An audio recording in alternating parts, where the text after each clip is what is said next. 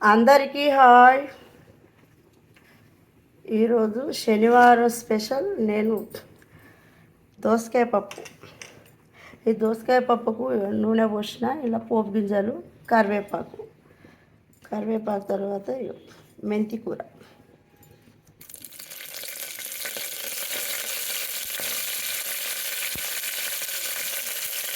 పచ్చిమిర్చి,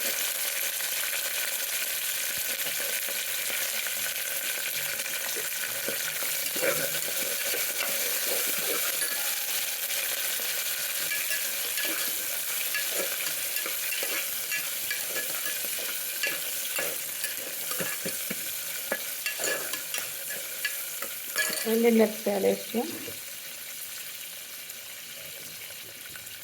ఉల్లిగడ్డ, ఆనియన్,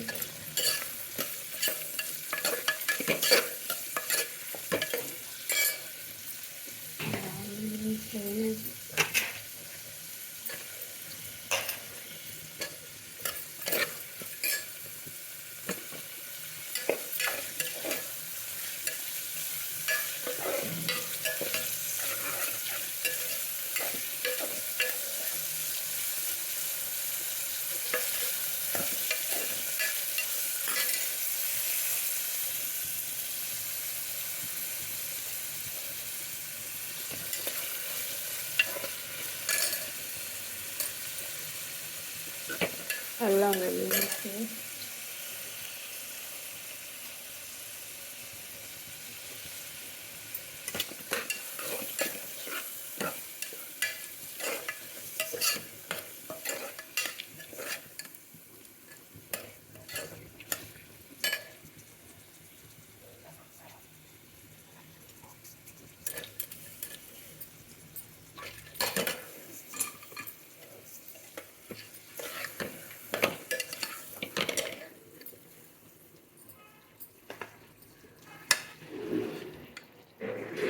ఈ గింజలు తీయద్దు.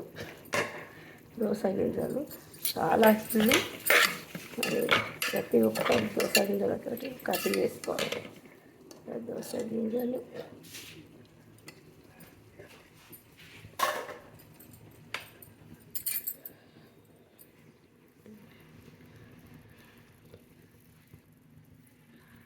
చాలా హెల్దీ.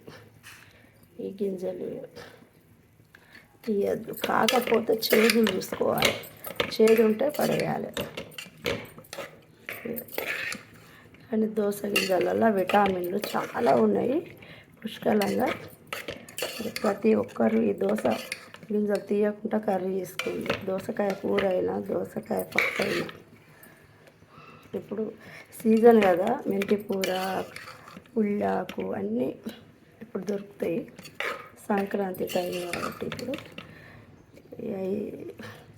ఇది దొరికినప్పుడే మనం ఎక్కువ వేసుకోవాలి కర్రీలలో. చాలా హెల్దీ. ఎండాకాలం వచ్చిందంటే అన్నీ తక్కువ.